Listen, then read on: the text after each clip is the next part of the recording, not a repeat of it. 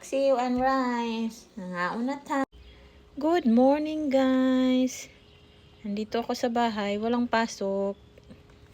Day off na naman ni Inday. Pakita ko sa inyo sa labas. Ayan ang labas ngayon. Malamig pa siya. Pero spring na dito, guys. Ayan o.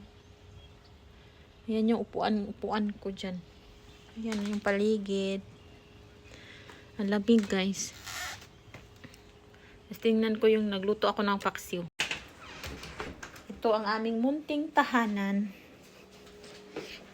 Yun yung orchids ko. Ayan o, yung orchids ko nag-bloom na. Meron siyang isang bulak. Tapos ito, ang aking paksiw baw.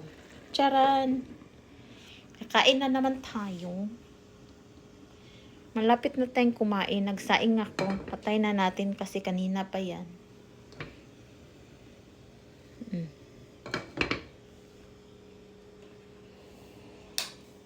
Ito ang aking paksiw.